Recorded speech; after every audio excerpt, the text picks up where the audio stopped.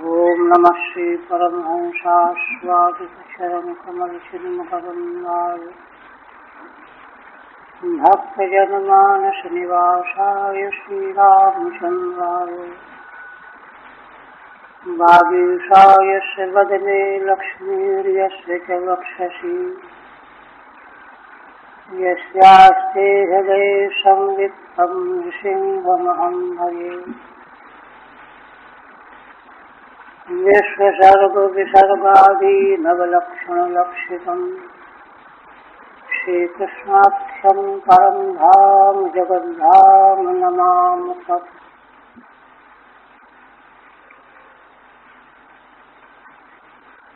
परम आदरणीय यति वृंद, भक्त वृंद एवं श्रोत्र,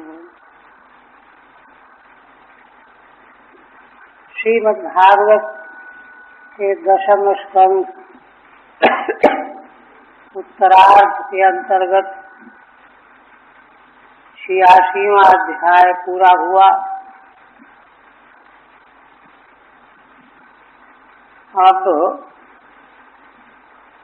इसी अध्याय के उपसंहार के विषय को लेकर के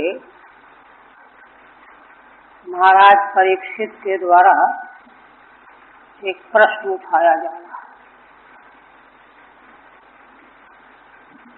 है और इसीलिए उस प्रश्न के उत्तर के रूप में जो भगवान सुखदेव जी ने प्रवचन किया है वह वेद स्तुति के नाम से प्रसिद्ध है।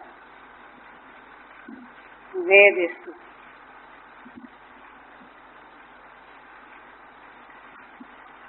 वेद स्तुति श्रीमद्भागवत का सर्वाधिक रहस्यमय प्रकरण है।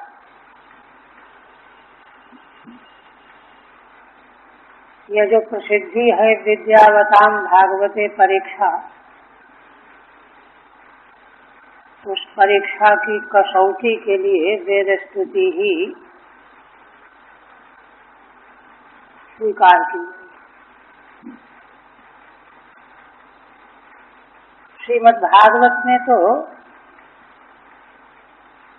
स्तुति प्रकरण ही सर्वाधिक है। प्रारंभ से लेकर के सभी स्कंधों में पुनः पुनः स्तुति का प्रसंग लाया गया है।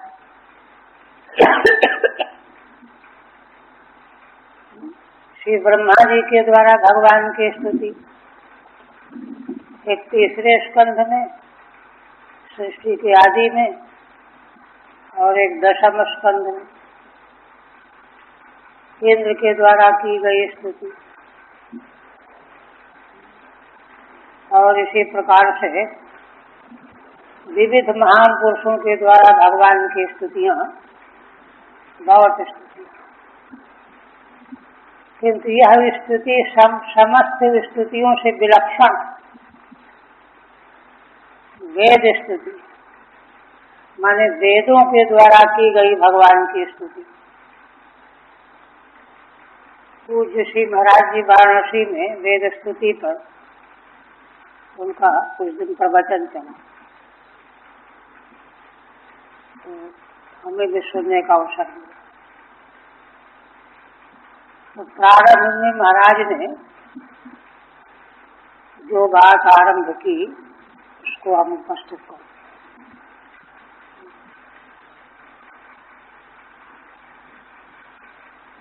महाराज कहने लगे कि देखो,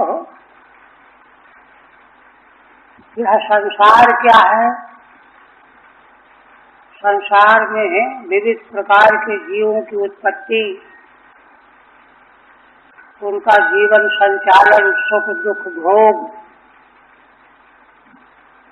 फिर पुनः जन्मांतर की प्राप्ति, यह सारा जो कुछ भी अनुभव में प्राप्त हो रहा है, इसकी गवेषणा, इसका मौलिक चिंतन यदि किया जाए और चिंतन इसलिए किया जाए कि आखिर यह विश्व प्रपंच का विस्तार किस लिए है, इसका लक्ष्य क्या है, यह कैसे हुआ, किसने इसको उत्पन्न किया, जीव क्या है, जीव का उत्पन्न करने वाले से क्या संबंध है, संसार से उसका क्या संबंध है, यह आवागमन, बार बार पैदा होना मरना, ये क्यों हो रहा है, इन सारे सवालों का उत्तर जवाब दर्शन शास्त्र की पृष्ठभूमि में स्वीकार करके बहुत से दर्शन प्रकट हुए, आस्तिक दर्शन भी और नास्तिक दर्शन भी। किंतु प्रामाणिक जो सिद्धांत की मान्यता है इस संबंध में, वह यही है कि इन सारे प्रश्नों का उत्तर मनुष्य अपनी बुद्धि से प्राप्त नहीं कर सकता। कल्पना करके मान लेना एक अलग बात, लेकिन वह उत्तर यथार्थ ही है जिसकी उसने कल्पना की है, ये नहीं कहा जा सकता। इसलिए वैदिक परंपरा के ऋषियों की धारणा है, प्रत्यक्षाणां मिथ्या वा यस्तुपायो न बुध्यते एनम वेदन्ति वेदेन तस्मात् वेदस्य वेदता। प्रत्यक्ष अथवा अनुमान उपलक्षण है, माने जितने भी अन्य प्रमाण हैं, प्रमाणों की संख्या के बारे में दार्शनिकों में मतभेद भी है, कोई 3, कोई 4, कोई 1, कोई 2, कोई 6, कोई 8, 10 प्रमाण तक स्वीकार किए गए। तो इन सभी प्रमाणों के द्वारा जिस निष्कर्ष को नहीं जाना जा सकता, एनम विदन्ति वेदेन तस्मात् वेदस्य वेदता, उसका ज्ञान केवल मात्र वेद के द्वारा होता है। यही वेदों की वेदता माने वेदत्व है। वेदत्व माने अपूर्वता। अपूर्वता का अर्थ है कि जो प्रमाण अपने प्रमेय को उपस्थित करता है, अगर वह प्रमेय अन्य प्रमाण के द्वारा उपस्थित हो जाए तो पहले वाला प्रमाण खंडित हो जाए। उदाहरण के लिए रूप का ज्ञान केवल चक्षु से हो सकता है। अब यदि अन्य किसी इंद्रिय से रूप का ज्ञान हो जाए तो चक्षु में जो रूप का प्रमाण बताया माना जाता है वो खंडित हो जाए,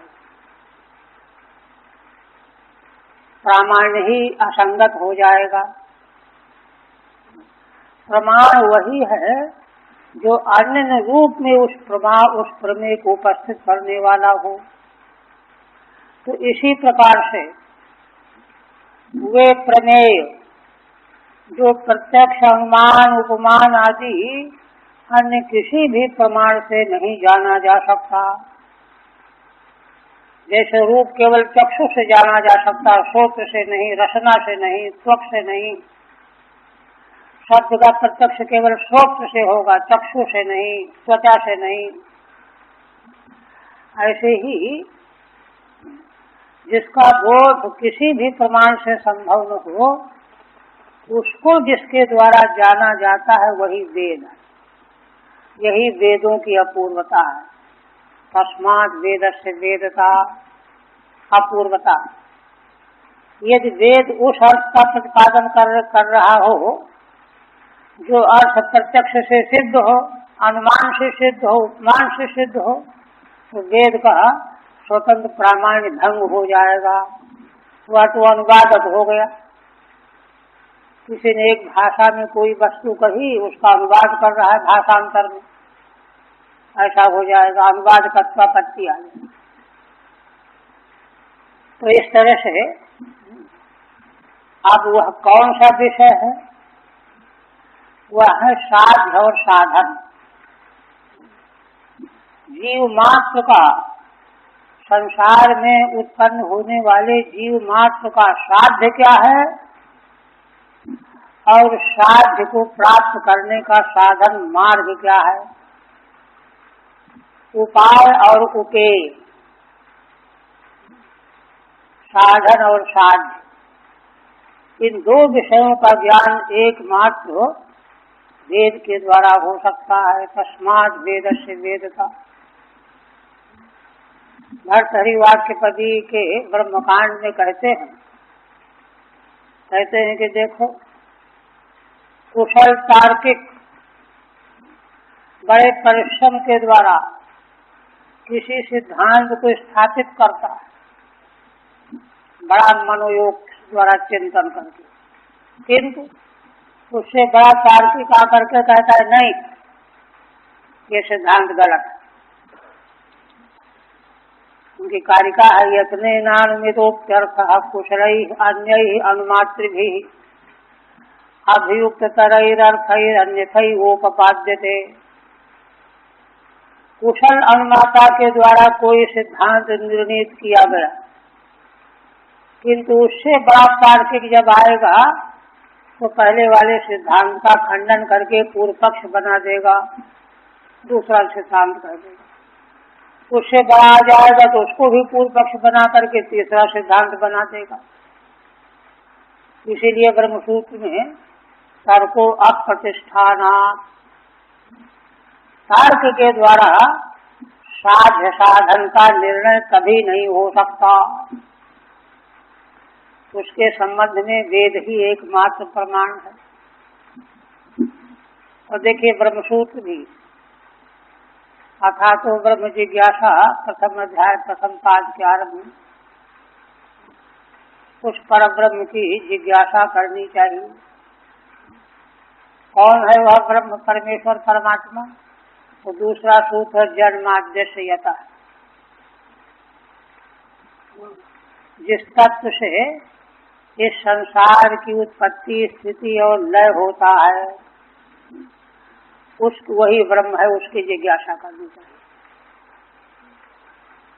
तो कहते हैं कि हमें क्या पता किससे उत्पत्ति होती है, स्थिति होती है और लय होता है। तो कहा भाई इस संबंध में शास्त्र प्रमाण, शास्त्र योजित्वा, तीसरा सूत्र क्रमशः है।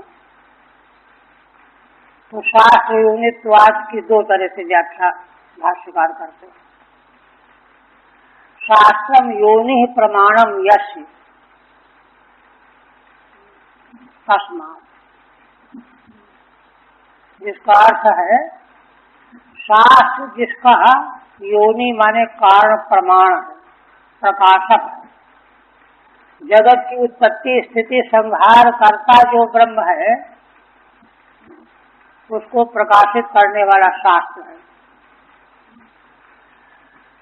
शास्त्र योनित्वाद की दूसरी व्याख्या भाष्यकार करते हैं, शास्त्र योनि है, शास्त्र योनि है।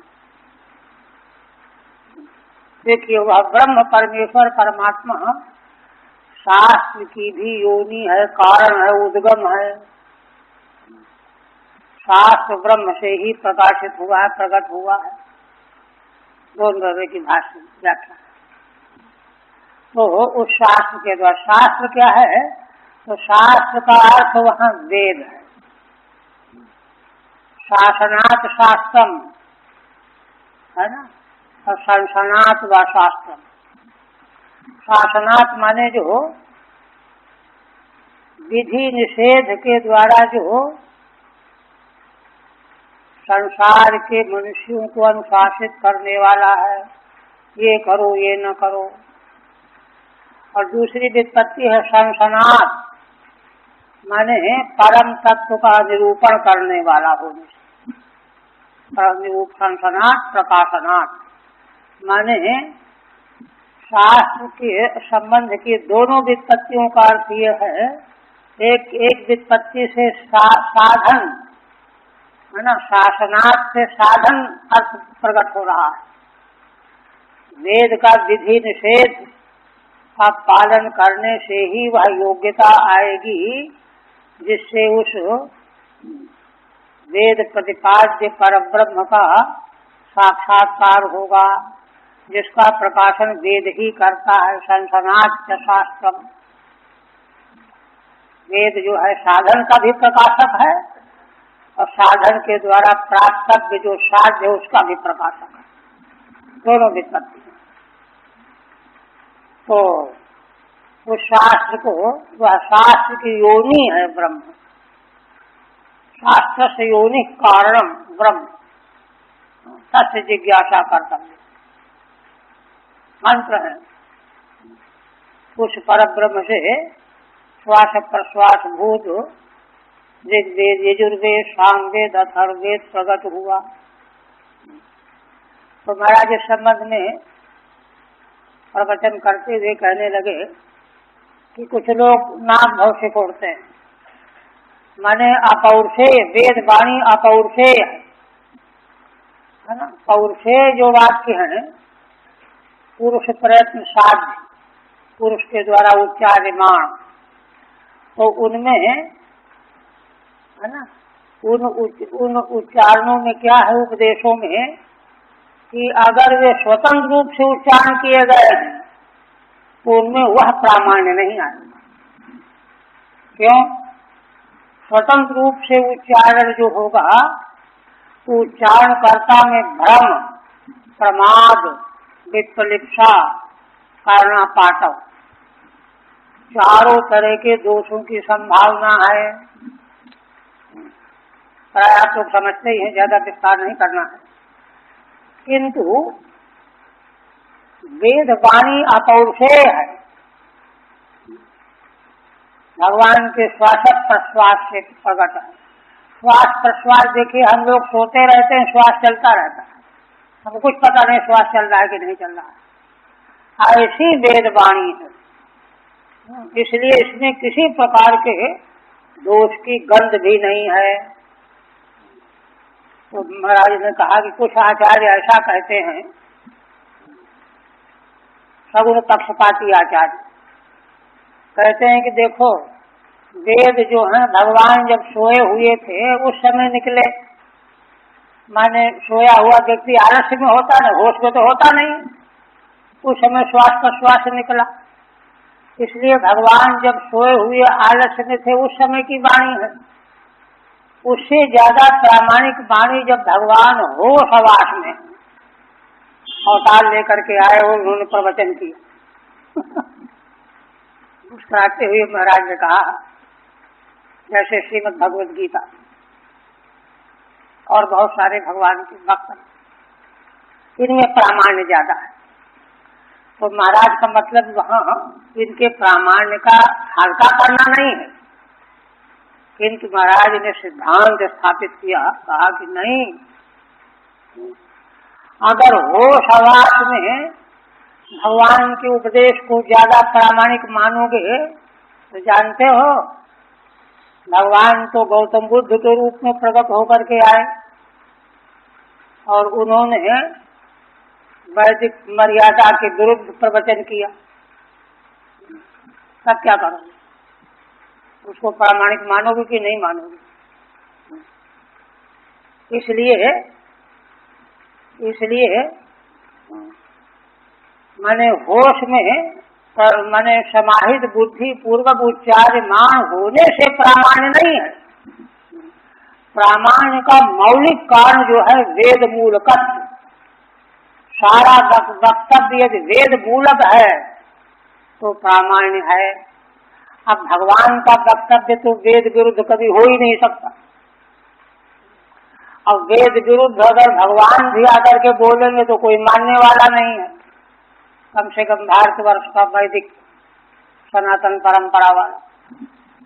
तो इसलिए महाराज ने मुस्कुराते हुए कहा कि ये ठीक है कि गीता, श्रीमद् भगवद गीता को तो कहना ही क्या है, अद्भुत शास्त्र है, किंतु उसके प्रामाण्य का कारण भगवान जो है समाहित बुद्धि से बोल रहे थे, इसलिए प्रामाण्य है। ये नहीं, वह सारा वक्तव्य वेद मूलक है, इसलिए प्रामाण्य, ऐसा महाराज। तो फिर एक शंका उठाई, कहा कि देखो, शास्त्र माने वेद माने शास्त्र, तो शास्त्र का अर्थ ज्ञान तो आखिर बुद्धि से हम करेंगे। अगर बुद्धि न हो साथ लिए बैठे रहो, क्या पता चलेगा। तो पूर्व पक्षी ने शंका किया कि जिस बुद्धि के द्वारा शास्त्र के अर्थ का निर्णय किया जाता है, चिंतन किया जाता है, तो उसका उत्कर्ष मानना चाहिए। तब कहा कि नहीं, ऐसा नहीं। क्यों नहीं? क्योंकि असल में वेद ही वेदार्थ का परिज्ञान कैसे करना चाहिए वह उपाय भी बताता है। तो वेद जो है उपाय बताता है। क्या उपाय बताता है? सदाचार का पालन करते हुए तपस्या से युक्त होकर के विधि पूर्वक हो आचार्य के द्वारा वेद का पहले श्रवण किया जाए। और श्रवण करने के साथ में जो है ना विधि आचार का पालन है वह किया जाए। वेद के अर्थ का लोप जो है सदाचार के ह्रास के कारण हुआ है। देखिए श्रीमद् भागवत की प्रामाणिकता। प्रथम स्कंध में भगवान वेद व्यास जब अवतरित हुए द्वापर के अंत में, तो भगवान थे।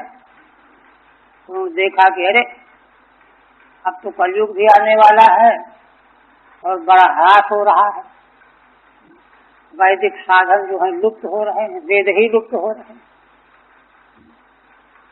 क्या किया जाए। तो परम कारुणिक भगवान वेद व्यास तो समाधि लगा करके चिंतन किया, विचार किया। समाधि लगाकर क्या विचार किया? विचार ये किया कि भाई वेद अगर मान लो धीरे धीरे इस तरह से लुप्त हो जाएंगे, तब संसार को कैसे बचाया जाएगा। इस विषय का अनुसंधान करने लगे समाहित होकर। समाधि लगा करके देखा, कहा कोई दूसरा कोई उपाय नहीं। देखिए भूखा मनुष्य जो है भोजन अगर तैयार न हो तो उसको फल ला करके खिला दो, दूध पिला दो, 2-4 घंटे निकल जाए, राहत हो जाए। विकल्प है, भूख की निवृत्ति के लिए बुभुक्षा की निवृत्ति का विकल्प है। किंतु भगवान व्यास ने समाधि में देखा कि ना वेद के नहीं रहने पर मनुष्य समाज और संसार को बचाने का दूसरा कोई विकल्प है ही नहीं। इसलिए फिर उन्होंने यही पक्का निश्चय किया कि वेदों को ही सुरक्षित करना पड़ेगा, बचाना पड़ेगा। तो कैसे बचाया जाए? तो भगवान व्यास ने वेदों का विभाजन कर दिया अलग अलग। 1135 कोई 1180 शाखाओं में विभाजन करते हैं। मुख्य मुख्य शिष्यों को पहले है ना वेद की चार रूपों में विभाजन, फिर एक की अलग अलग संख्याक संहिताएं अलग अलग शिष्यों को पढ़ा करके कि इस तरह से थोड़ा थोड़ा करके वेद को सुरक्षित कर देंगे तो वेद तो बच गया। किंतु वेद तो बच गया, किंतु कलयुग के आने के समय क्या हुआ कि बुद्धि का ह्रास, बुद्धि मंदता, शक्ति का ह्रास, आयु की क्षीणता। अब वेदार्थ धारण कैसे हो, वेदार्थ समझ में कैसे आओ? अब इसका क्या उपाय किया जाए? वेद को थोड़ा थोड़ा कई लोगों ने मिल करके याद कर लिया, बच गया, चलो अर्थ कैसे बचे? तो अर्थ के लिए भगवान वेद व्यास ने पुराण इतिहास लिखा। पुराण और इतिहास जो है वेदों का व्याख्यान है, टीकाएं, भाष्य। इतिहास पुराणाभ्याम वेदार्थम समुद्रंघयेत, ऐसा किया। माने वेद और वेदार्थ को बचाए बिना संसार को बचाने का दूसरा कोई मार्ग ही नहीं है। ये साथी दृष्टिकोण है। तो इस प्रकार से महाराज ने जो है बात वहाँ रखी। इसके बाद फिर वेद स्तुति प्रकरण पर महाराज ने आगे प्रवचन आरंभ किया। तो इस प्रकार से माने वेदों के द्वारा, साक्षात वेदों के द्वारा जो हो भगवान की स्तुति की गई है। तो अब ये है कि एक प्रश्न उठा कैसे। तो देखिए यहाँ इसके उपक्रम में 3 जगह प्रश्न किया गया है। सबसे पीछे तो यहाँ महाराज परीक्षित प्रश्न कर रहे हैं भगवान सुखदेव जी से। तब भगवान सुखदेव जी ने उत्तर देने के लिए भगवान नारायण और नारद का संवाद बताया। नारद नारायण संवाद इतिहास है ना। देखो इस तरह से मूल परंपरा का उल्लेख करने का तात्पर्य क्या होता है कि वैदिक शास्त्रीय परंपरा का ज्ञान विज्ञान ऐसा नहीं है कि वह नए नए रूपों में बदलता रहता हो, पहले कुछ और फिर कुछ और फिर कुछ और, ऐसा नहीं। ये तो शाश्वत सनातन अनादि है। संसार के पूर्व जैसा था, संसार अवस्था में भी वैसा ही है, संसार का प्रलय होने पर भी वही रहेगा। इसलिए इसको भगवान के द्वारा अनुग्रह पूर्वक अर्पण किया जाता है। इसलिए इसको संप्रदाय कहते हैं। सम्यक प्रकारेण दीयते, है ना, ये संप्रदाय जो भगवान नारायण से लेकर के, परमेश्वर भगवान से लेकर के ब्रह्मा नारद उनके पुत्र ऋषि के शिष्य प्रशिष्य परंपरा के द्वारा जो निरंतर ठीक उसी रूप में सर्वदा से चला आ रहा है, जिसमें रत्ती भर भी हेर फेर कोई न हुआ न हो सकता है। इस तरह से उसकी प्रामाणिकता का भी ख्यापन होता है। तो भगवान सुखदेव जी ने, है ना, भगवान नारायण को वक्ता बताया और नारद जी श्रोता बने। अच्छा, भगवान नारायण ने भी एक और इतिहास बताया सुनाया। जनलोक में सनकादिकों के बीच में ब्रह्म सत्य का आरंभ हुआ। कर्म सत्य ब्रह्म सत्य, जहाँ पर सारे विज्ञ लोग जहाँ किसी मूल वस्तु के विषय में चर्चा करते हैं, उनमें कोई किसी से कम ज्ञाता नहीं होता, सब बराबर ज्ञाता होते। उनमें जब किसी विषय पर चर्चा चलेगी, चर्चा छेड़ी जाएगी, उत्तर दिया जाएगा, तो उसको ब्रह्म सत्य कहा जाता है। जैसे कर्म सत्य किसको कहते हैं? जहाँ कई यजमान मिलकर के किसी यज्ञ का आयोजन करते हैं, वही ऋतुज बनते हैं, वही सब सामग्री इकट्ठा करते हैं, उसको कर्म सत्य कहते हैं। ऐसे ब्रह्म सत्य हुआ जनलोक में। तो वहाँ भी यही प्रश्न उठाया गया जो महाराज परीक्षित ने प्रश्न उठाया, वही प्रश्न नारद जी ने भगवान नारायण के समक्ष उठाया, वही प्रश्न वहाँ ऋषियों ने सनकादिकों के समक्ष प्रस्तुत किया, उठाया। तब सनंदन जी ने वहाँ जो उत्तर दिया है, वह उत्तर देते हुए उपक्रम करके फिर स्वयं श्रुतियों ने भगवान की स्तुति की। तो वह स्तुति जो है ना, अब प्रश्न क्या है और स्तुतियों के द्वारा स्तुति से उत्तर कैसे जाना जाता है, यह सब बात आज में देखने की है। तो आप देखिए,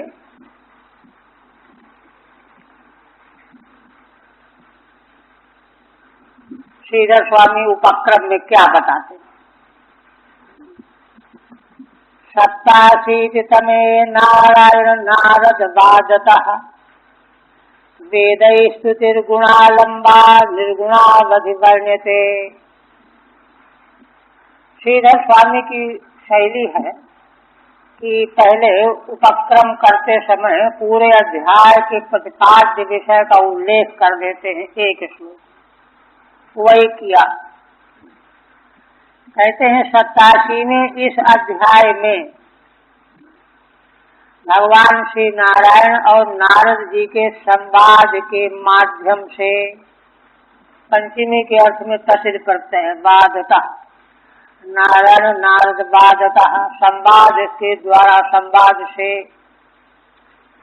वेद स्तुतिर गुणालंबा निर्गुणावधि वर्ण्यते, वेदों के द्वारा भगवान की स्तुति की गई है, किंतु भगवान के गुणों का आलंबन लेकर के स्तुति की गई है। गुणालंबा स्तुति, गुणों को आलंबन बना करके स्तुति वेदों ने किया है। कैसे किया है आगे आएगा रहस्य। किंतु देखिए, वह गुणों का आलंबन करके स्तुति तो आरंभ की गई है, किंतु उसकी अवधि निर्गुणावधि वर्ण्यते, उसकी अवधि माने परवसान निर्गुण में है। स्तुति तो भगवान के सगुण स्वरूप के रूप में की गई, लेकिन उसका परवसान निर्गुण रूप में हुआ। निर्गुणावधि वर्ण्यते। देखिए, श्रीमद् भागवत के तृतीय स्कंध में जहाँ सृष्टि का वर्णन मैत्रेय जी ने विदुर जी को सुनाया, तो वहाँ ब्रह्मा जी जब भगवान की नाभि कमल से प्रकट हुए तो पहले अपने मूल को ढूंढते रहे, पता नहीं चला। फिर उन्होंने तप किया, आकाशवाणी सुन करके तप करो तप करो तप करो। तप करके 1000 वर्षों तक तप करने से उनको भगवत धाम और भगवत स्वरूप का प्रत्यक्ष साक्षात्कार हुआ, और वहाँ भगवान का दर्शन करके ब्रह्मा जी ने स्तुति की, बहुत उच्च कोटि की स्तुति। स्तुति के अंत में स्वयं भगवान ने संतुष्ट होकर के ब्रह्मा जी से कहा कि देखो ब्रह्मा जी, मैं तुम पर बहुत प्रसन्न हूँ। तुमने गुणों का आलंबन लेकर के मेरी स्तुति की, किंतु उसकी अवधि निर्गुण में है। निर्गुणावधि वर्ण्यते, निर्गुण परवसायिनी, गुणालंबा निर्गुण परवसायिनी स्तुति, इसलिए मैं तुमसे बहुत प्रसन्न हूँ। और भगवान वहाँ वरदान देते हैं कि देखो, तुमने जो स्तुति मेरी की है, इस स्तुति के द्वारा जो कोई भी मेरी स्तुति करेगा, आराधना करेगा, मैं उसको सब कुछ प्रदान कर दूंगा, माने कृतकृत्य हो जाएगा। तो देखिए, इसलिए स्तुतियों में सगुण का वर्णन का आलंबन लेकर के स्तुति की जा रही हो, किंतु उसका परिवसान निर्गुण में होना चाहिए, ये बात आ रही है। ये उपक्रम कर रहे हैं। फिर उपक्रम बता करके फिर श्रीधर स्वामी ध्यानस्थ हो गए मंगलाचरण करने। मंगलाचरण पहले करना चाहिए, लेकिन चलो ध्यान जल्दी जल्दी में नहीं हुआ, जब ध्यान आया तब सही। भागीशा यस्य वदने लक्ष्मी यस्य च वक्षसि यस्यास्ते हृदये संवित्तं नृसिंहमहं भजे। श्रीधर स्वामी नृसिंह भगवान के उपासक भक्त ही नहीं थे, साक्षात्कार करने वाले। नृसिंह भगवान का इनको साक्षात्कार था,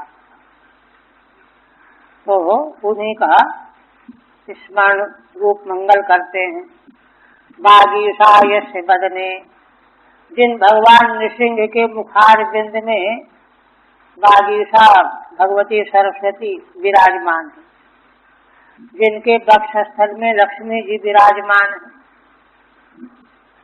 और जिनके हृदय में संबित, संबित माने है ना अखंड, अखंड विज्ञान बोध है ना, जिसका पंचदशी के प्रथम प्रकरण में, सत्य विवेक प्रकरण में आत्मा को संबित रूप स्थापित किया है विद्यारण्य स्वामी ने। परम प्रेमास्पद आत्मा संबित रूप है, वही ब्रह्म संबित है ना, संबित रूप। तो जिन भगवान नृसिंह के हृदय में अखंड विज्ञान, अखंड ब्रह्म, विज्ञान में ब्रह्म का स्वरूप विद्यमान है, उन भगवान का मैं स्मरण करता हूँ, भजन करता हूँ। अच्छा, फिर कहते हैं संप्रदाय विशुद्ध्यर्थम स्वीय निर्बंध यंत्रितः श्रुति स्तुति निरामित व्याख्याम करिष्यामि यथामति। देखिए, एक एक चीज को गहराई से देखना है। श्रीधर स्वामी कहते हैं कि संप्रदाय विशुद्ध्यर्थम स्वीय निर्बंध यंत्रतः, श्रुतियों के द्वारा जो भगवान की स्तुति की गई है, इसकी मैं संक्षिप्त व्याख्या करूंगा। श्रुति स्तुति मित व्याख्याम, श्रुतियों के द्वारा की गई भगवान की स्तुति की मित माने संक्षिप्त व्याख्या, सीमित शब्दों में, विस्तार नहीं, करिष्यामि करूंगा। यथामति माने अपनी सरलता व्यक्त करते हैं, जैसी मेरी मति है, बुद्धि है, समझ है। मतिम अनतिक्रम इति यथा मत, मैं व्याख्या करूंगा। श्रीधर स्वामी तो साक्षात्कारी पुरुष हैं, जिनको विशुद्ध तत्व का बोध है। विशुद्ध तत्व ज्ञानी पुरुष जो हैं, ऐसे सरल भाव से ही बात बोलते हैं, कहते हैं करिष्यामि। अब उसके पहले क्या कहते हैं? कहते हैं कि क्यों ऐसा कर रहे हो?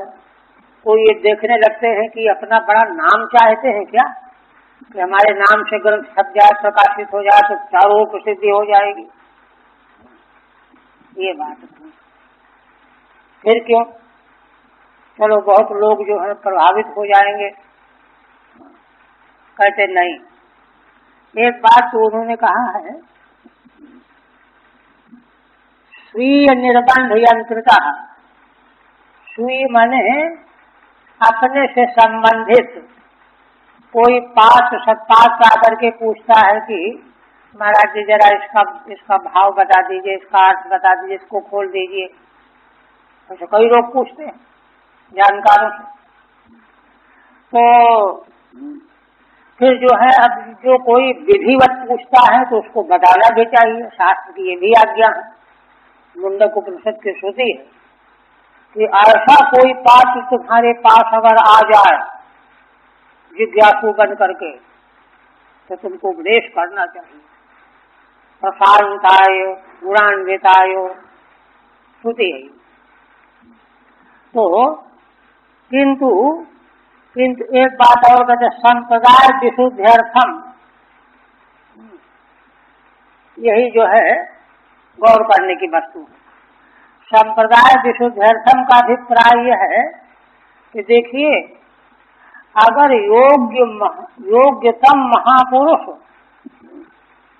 जो वैदिक ज्ञान विज्ञान का जो स्वरूप है, अगर इसको ठीक ठीक शुद्ध रूप में प्रकाशित नहीं करेंगे तो क्या होगा कि वह ज्ञान विज्ञान धुंधला हो जाएगा, उसका और का और स्वरूप प्रसिद्ध हो जाएगा। व्याख्याकार उसको कहाँ से कहाँ पहुंचा देंगे, गड़बड़ कर देंगे, बिगाड़ देंगे, विकृत कर देंगे, दूषित कर देंगे। जो उसका तो वक्तव्य का तात्पर्य नहीं है, उस तात्पर्य को तात्पर्य सिद्ध कर देंगे, तो संप्रदाय में मालिन्य आ जाएगा।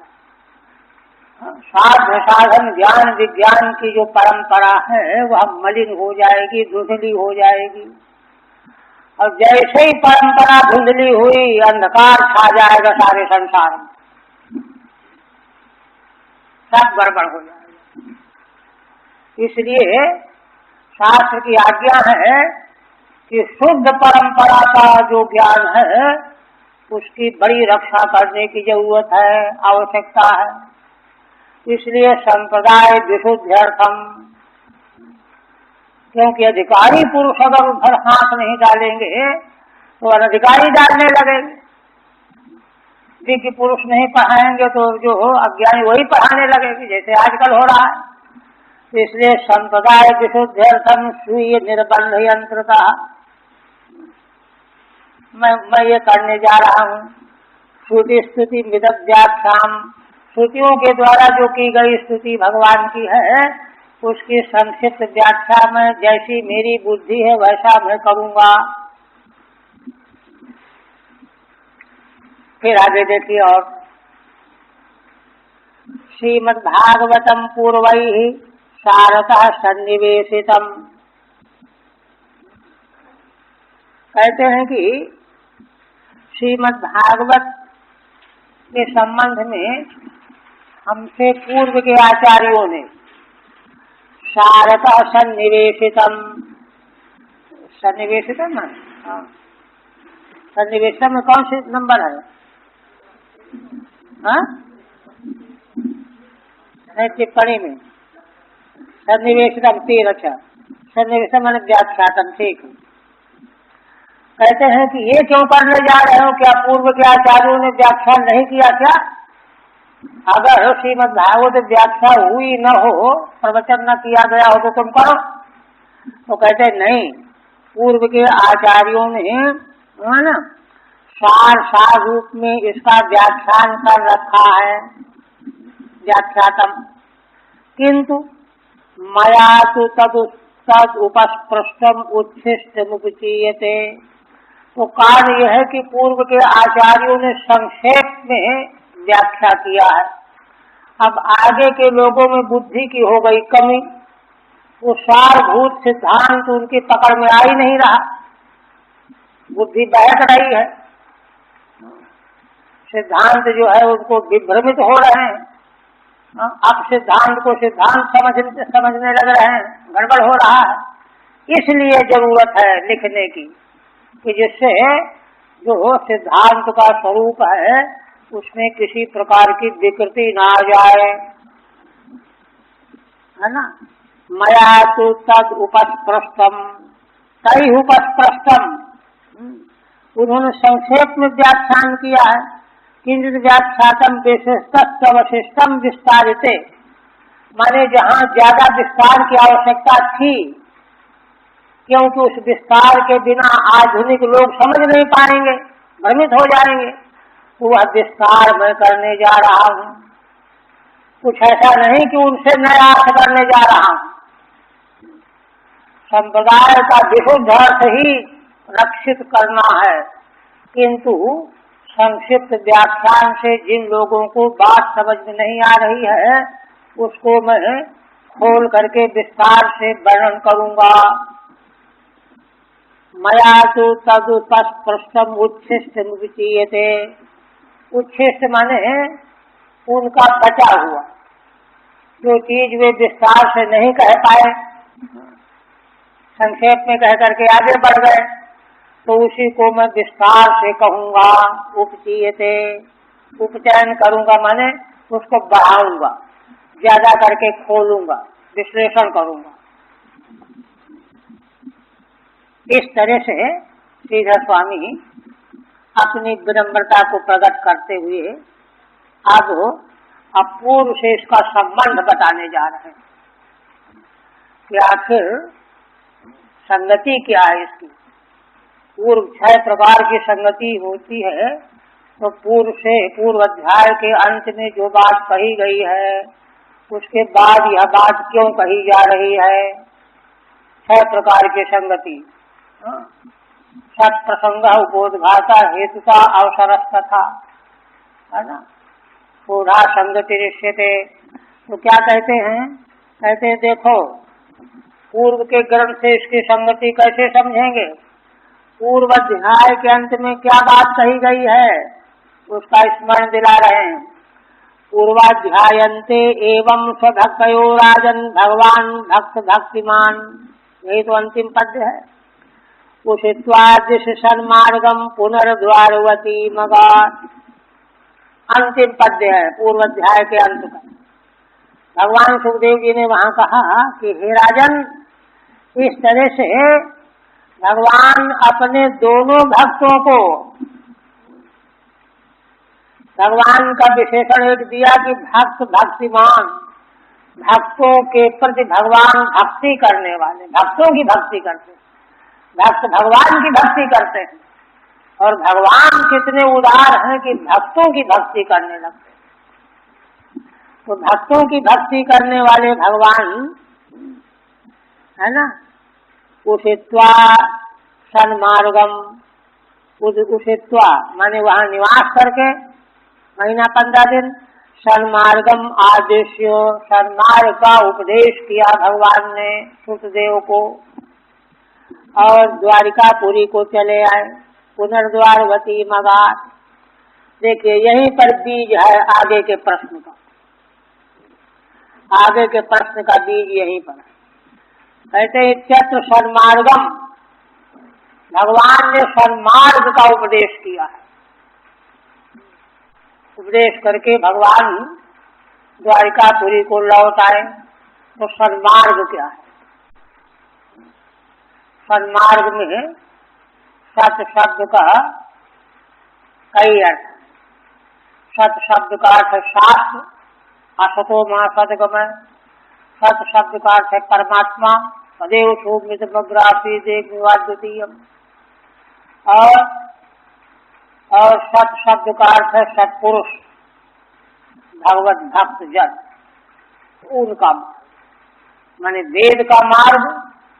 और सत शब्द का परमात्मा अर्थ मानेंगे तो परमात्मा की ओर ले जाने वाला मार्ग,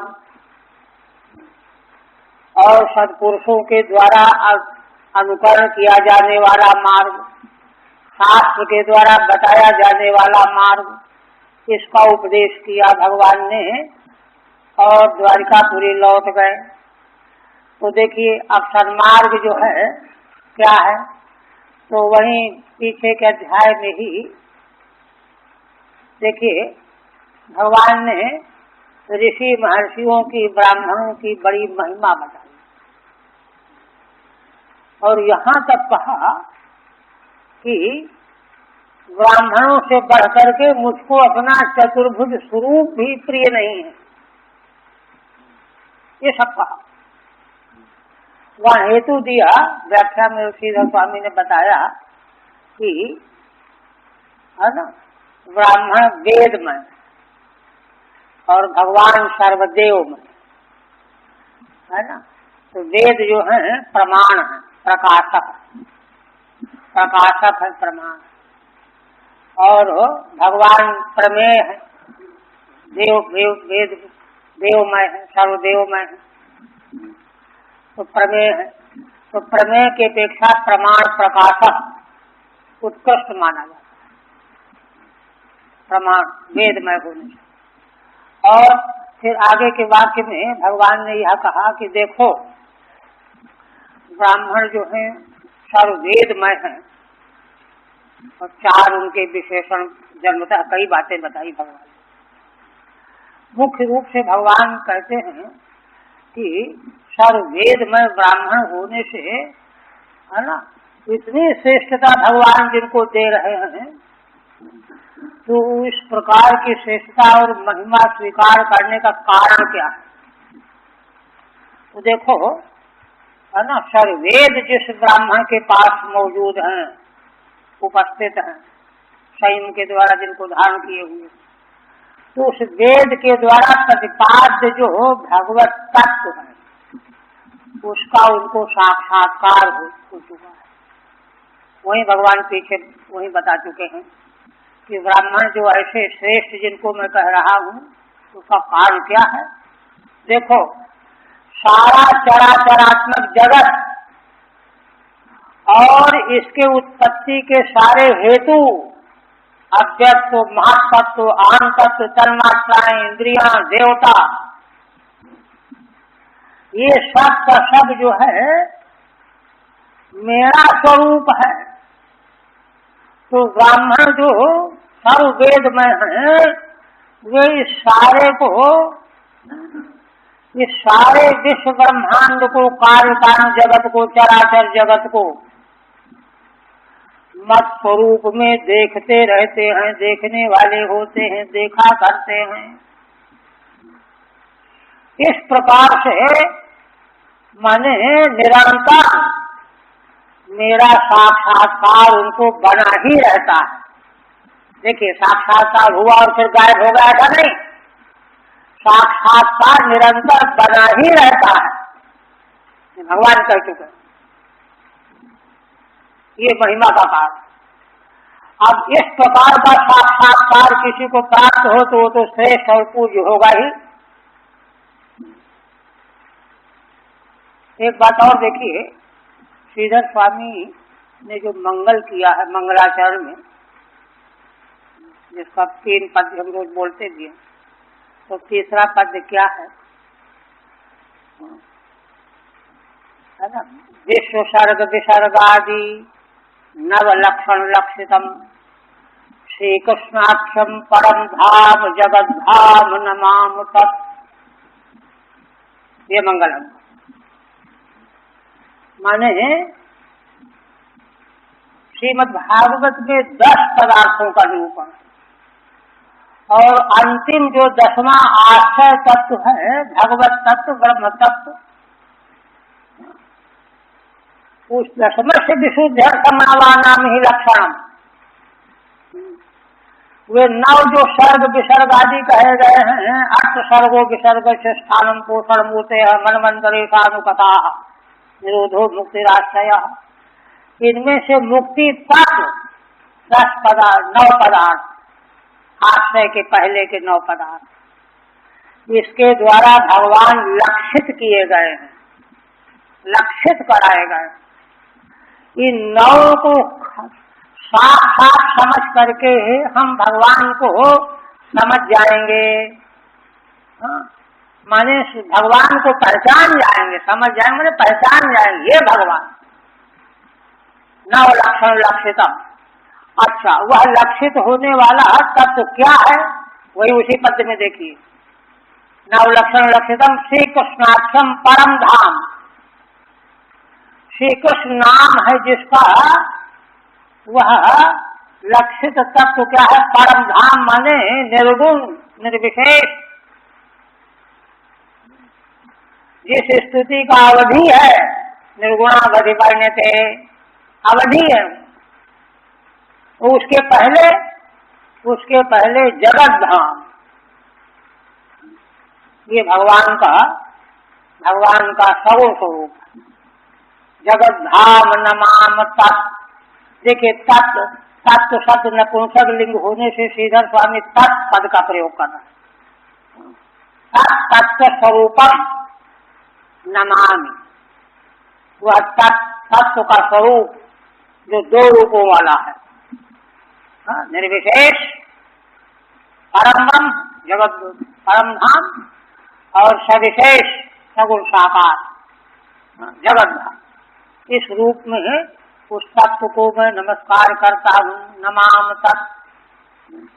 तो देखिए, ये जो मंगल वाक्य है, इसी वाक्य के अनुसार यहाँ वेद स्तुति में भगवान की सगुण और सगुणावलंबन स्तुति की जाएगी, किंतु उसकी अवधि रूप से प्रतिपाद्य भगवान वो हैं निर्गुणावधि परिणते, जिनको परम धाम कहा गया है। और देखो, भगवान ने आगे कहेंगे मूल में ही, भगवान ने संसार को बनाया ही इसीलिए है। ये कई जगह वेदांत उपनिषदों की व्याख्यान में आया है। भगवान अगर संसार न बनाते तो जीव भगवान को प्राप्त ही नहीं कर सकता, कोई उपाय नहीं था। संसार तो भगवान को जानने का, भगवान को पाने का उपाय है, इसलिए भगवान ने अनुग्रह करके इसको बनाया है। अब देखो, जो संसार भगवान को जानने पाने का उपाय है, वह संसार जो है अगरम बगरम होगा तो कैसे उपाय होगा, है ना। उपाय तभी आए होगा वह जब वह भगवान के द्वारा बनाया हुआ संसार भगवत स्वरूप दृष्टिगोचर होने लगे, तब वह भगवान की प्राप्ति का उपाय बन गया। इस तरह से श्रीधर स्वामी कहते हैं। अब यहाँ पहले कहते हैं कि भगवान द्वारिकापुरी लौट गए, सन्मार्गम पर बात आ रही। सन्मार्गम की व्याख्या करते हैं, सदाम सदाम मार्गम सन्मार्गम, सत्कार से यहाँ वेद ले रहे हैं, है ना। सदाम की व्याख्या करते हैं स्वतः प्रमाण भूता नाम, है ना। वेद जो है वैदिक परंपरा में, सनातन वैदिक परंपरा में स्वतः प्रमाणभूत है। स्वतः प्रमाणभूत वेदों के प्रामाण्यवाद के प्रसंग में दार्शनिकों के अलग अलग सिद्धांत। बौद्ध कहते हैं कि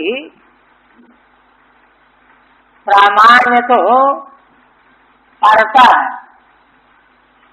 और अप्रामाण्य जो है स्वतः है। तो शून्य बात है ना उनका। नैयायिक वैशेषिक ठीक इसके उल्टा बोलते हैं, वो स्वतः प्रामाण्यवाद को नहीं मानते, परतः प्रामाण्यवाद। नैयायिक वैशेषिक कहते हैं कि वेद जो है, शास्त्र जो है परतः प्रामाण्य। कहते हैं वेद पर हम इसलिए विश्वास करते हैं कि ईश्वर के द्वारा बनाया गया, ईश्वर कर्तृक होने से वेद में प्रामाण्य माना जाएगा। एक ये परतः प्रामाण्य। किंतु वैदिकों की धारणा है, पूरी मीमांसा वेदांत की, कि नहीं, वेद स्वतः प्रमाण है। और बल्कि वैयाकरणों ने इसको स्पष्ट किया है।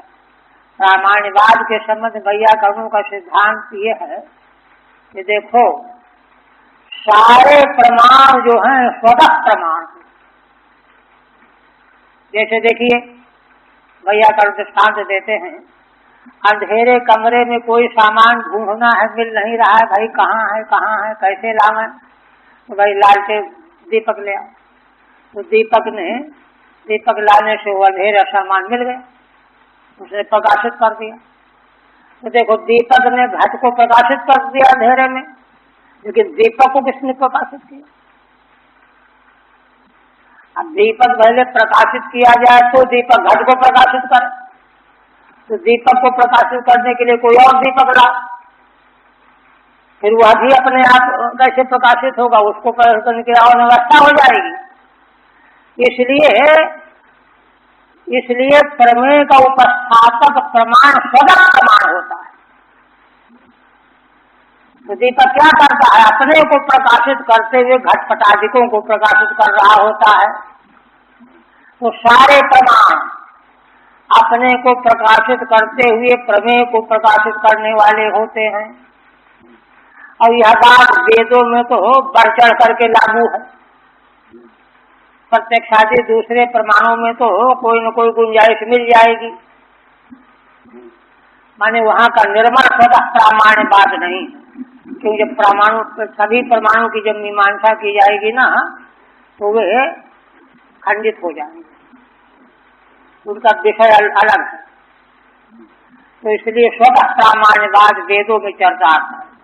वो कहते हैं स्वतः प्रामाण्य भूता नाम, है ना, जो स्वतः प्रमाणभूत है, माने जिनके वक्तव्य अर्थ को प्रमाणित करने के लिए कोई और उपाय करना पड़ेगा तब प्रामाणिकता जानी जाएगी, परीक्षा की जाएगी, ऐसा नहीं।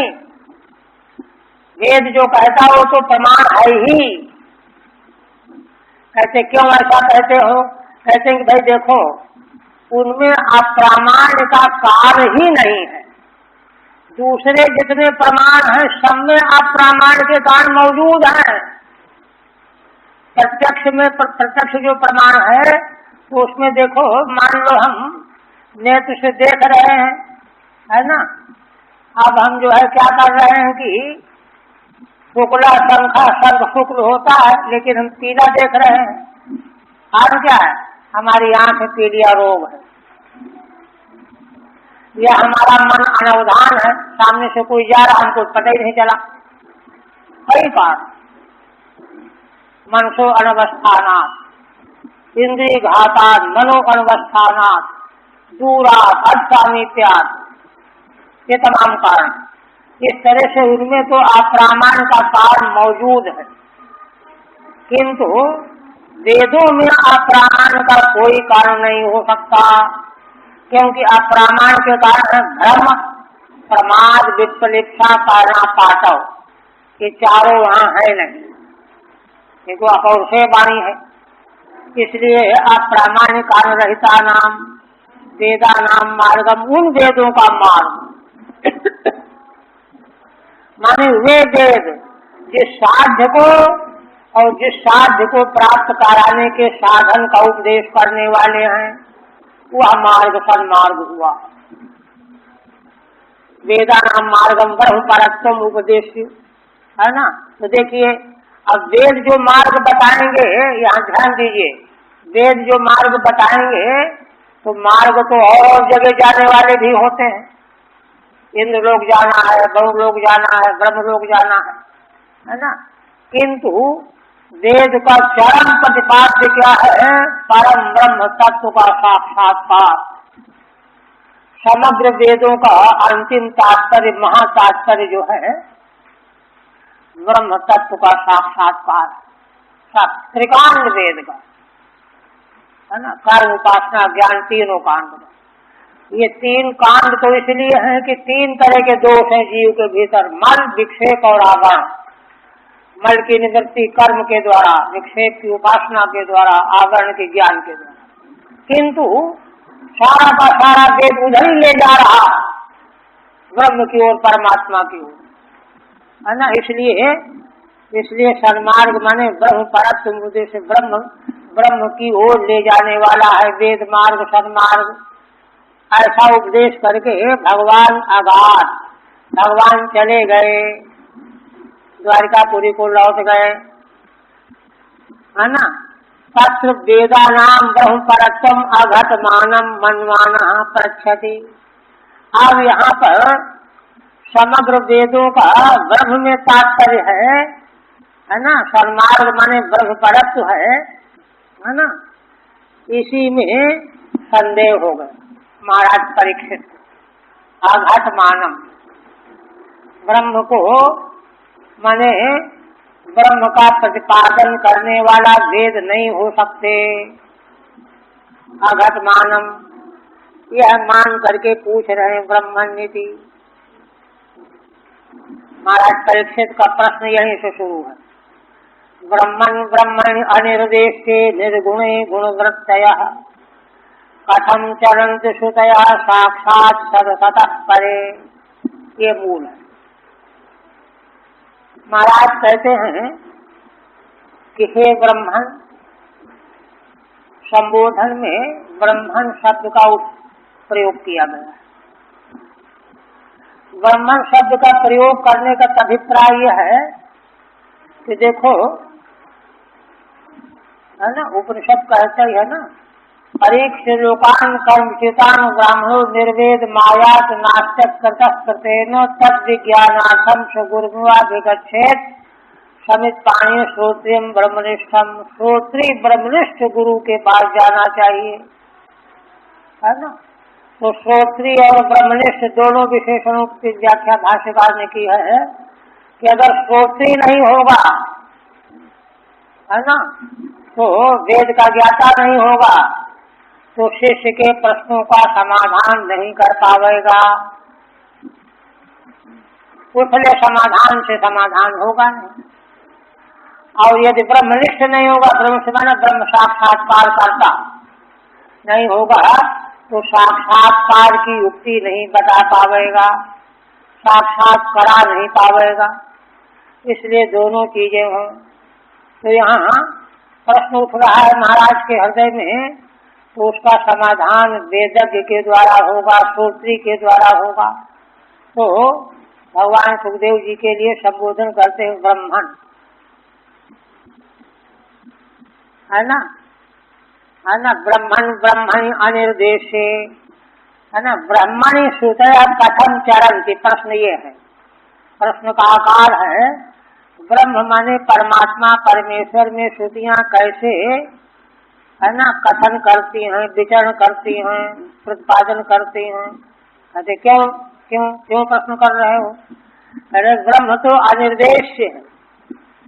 अनिर्देश वह वस्तु होती है जिसमें जाति गुण क्रिया का आश्रय हो। जाति गुण क्रिया का आश्रय हुए बिना कोई वस्तु निर्देश नहीं हो सकती। कार्य कारण जगत जितना भी है यह सब जाति गुण क्रिया रूप है, इसलिए सब कुछ निर्देश है। किंतु ब्रह्म तो कार्य कारणातीत है, व्यक्त और अव्यक्त हो, कार्य कारण से परे है। वहाँ जाति गुण क्रिया का कोई प्रवेश ही नहीं है, अनिर्देश है। तो अनिर्देश जो तत्व है उसमें भला श्रुतियां कैसे प्रतिपादन करेंगी? अनिर्देश का कारण क्या है? निर्गुण। गुणों का क्षेत्र तो प्रकृति से शुरू होता है, सत्रज तक, और फिर वो सारे व्यक्त जगत से फैला हुआ। किंतु वह तो कार्य कारणातीत ब्रह्म तत्व तो निर्गुण है। निर्गुण जो पदार्थ वस्तु है वह तो अनिर्देश्य है। जाति गुण क्रिया किसी का आश्रय हो नहीं सकती, तो उसको शब्द के द्वारा कैसे कहा जा सकता है? अच्छा, और श्रुतियां स्वयं जो है गुण बरते विशेषण श्रुतियों का, श्रुतियां गुण बरती हैं, क्योंकि जो भी कथन करेंगे तो किसी की जाति का कथन करेंगे, किसी के, है ना, व्यक्तित्व का कथन करेंगे, किसी गुण का कथन करेंगे, किसी की क्रिया का कथन करेंगे। वो खाता है, वो जाता है, वो पढ़ता है, वो काला है, वो गोरा है, गुण का, है ना, जाति घोड़ा है, पशु है, पक्षी है ना, गुण बरते हैं। श्रुतियां तो गुण बरती हैं, और परमात्मा ब्रह्म जो है अनिर्देश है, क्योंकि निर्गुण है, कार्य कारणातीत है। तो भला श्रुतियां, उसमें श्रुतियों का प्रवेश वहाँ कैसे होता है? इन सब का कारण क्या है? इन सब का निर्गुण होने का, अनिर्देश होने का कारण क्या है? क्योंकि ब्रह्म तत्व तो साक्षात सत और असत दोनों से परे। सत माने कार्य, असत माने कारण। कार्य कारण दोनों प्रकार के वस्तुओं से एकदम परे है, अतीत है, कुछ भी संबंध नहीं, बिल्कुल अलग है, अछूता है। शब्द जो है असल में उसी का कथन कर सकता है, वर्णन कर सकता है जिसमें कोई चीज संबंधित करने लायक हो। जैसे कोई किसी का परिचय पूछता है तो कहता है कि भाई देखो इतनी दूर चले जाना, ऐसा मकान मिलेगा, उसमें ये झंडी लगी हुई होगी, फिर चिन्ह के द्वारा वो परिचित हो जाता, पहुंच जाता है वहाँ। किंतु इस प्रकार का कार्य कारणातीत ब्रह्म तत्व में तो कोई वस्तु ऐसी है ही नहीं जो संबंध को जोड़ने वाली हो सकती हो, तो श्रुति भला उसको कैसे कथन करेगी? ये प्रश्न है। टीका में कहते ब्रह्मण्यति तत्व तावन मुख्या लक्षणा गुण भेदन त्रिधा शब्द प्रवृत्ति अब इसी का विवेचन कर रहे हैं, है ना। कहते हैं कि श्रुतियां जो हैं शब्द रूप है, वैदिक शब्द ही तो श्रुतियां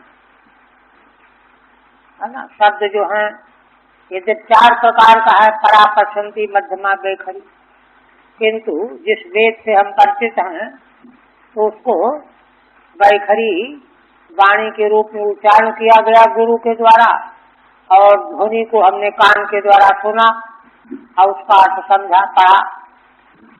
तो ये जो शब्द श्रुतियां हैं, ये जो हैं शब्द जो हैं, है ना, 3 प्रकार से अर्थ का बोध कराता है। शब्द की प्रवृत्ति है मुख्या, लक्षणा, गुण भेदेन सीधा शब्द प्रवृत्ति ही। देखिए, शब्द असल में शब्द जो अर्थ का ज्ञान कराता है तो कैसे कराता है? घट माने ये शब्द हमने सुना, घड़ा ले आए, गांव माने गऊ ले आओ। तो ये शब्द को सुन करके श्रोता को ज्ञान कैसे होता है? तो ऐसा है कि शब्द में अपने अर्थ को प्रतिपादन करने वाली शक्ति होती है ना। शब्द की शक्ति का विचार नैयायिकों ने, वैशेषिकों ने, साहित्यिकों ने, वैयाकरणों ने, मीमांसकों ने, सबने किया है। और सबके दार्शनिक चिंतन अलग अलग है। तो किंतु एक जगह सबकी एक वाक्यता है, इसको सब मानते हैं। क्या मानते हैं? कि शब्द में अर्थ को प्रकाशित करने की एक शक्ति होती है, तो शक्ति का नाम है अभिधा। अभिधा शक्ति को मुख्य शक्ति कहते हैं। मुख्य शक्ति उसका नाम है जिसका सारे संसार में प्रचार है।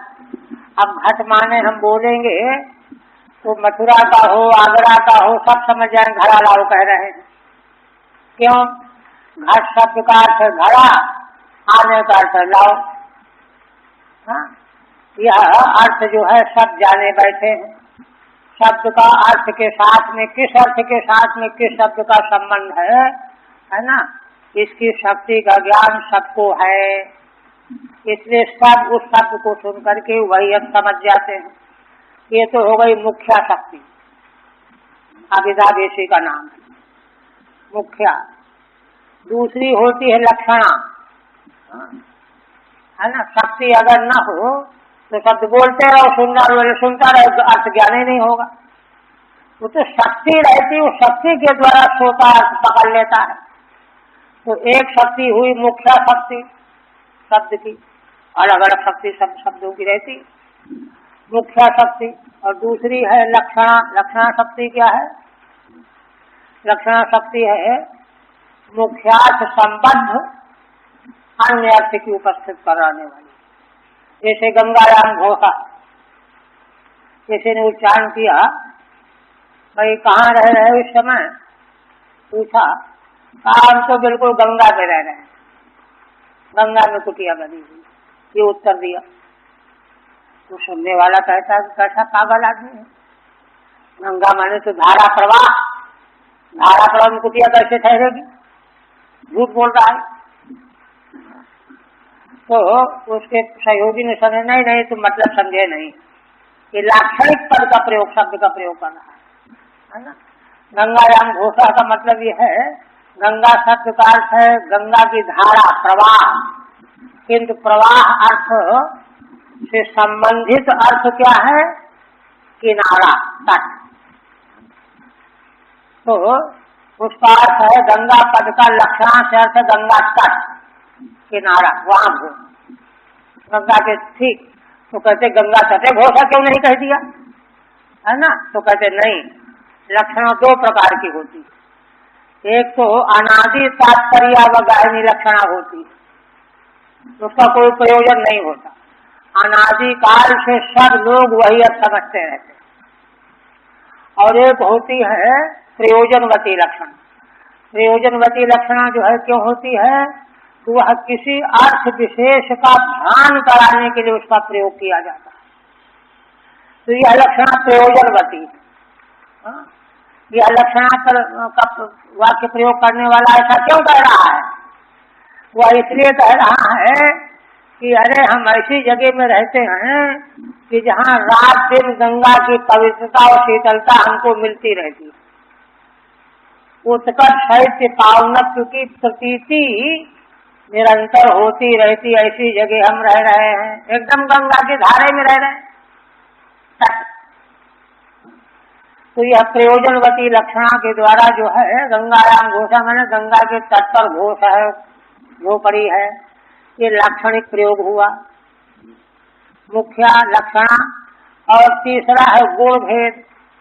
गुण भेद का मतलब होता है, जैसे देखो किसी ने कहा सिंहो मानव का, अरे बालक तो बिल्कुल शेर है, तो सिंह का अर्थ होता शेर, तो बालक शेर कैसे हो जाएगा? तो कहते नहीं नहीं भाई, इसका मतलब यह है कि शेर में जैसे शूरता, क्रूरता और वीरता, उत्साह, तेजी जैसे ये विशेष धर्म होते हैं, वे धर्म इस बालक में भी हैं, इसलिए बिल्कुल शेर जैसा ही है। गौण अर्थ में प्रतीति हो रही है। गुण, गुणागागता गौण, गुणों को लेकर के, शेर में जो गुण है वो तो नित्य है, किंतु वैसे ही गुण इसमें होने से गौण प्रयोग है ना। बालक को शेर कहने का मतलब गौण प्रयोग है, ये गौणी वृत्ति है। तीसरी वृत्ति गुण भेदे त्रिधा शब्द प्रवृत्ति। रहने दीजिए, फिर जल्दी जल्दी धीरे धीरे सीख रहे हैं।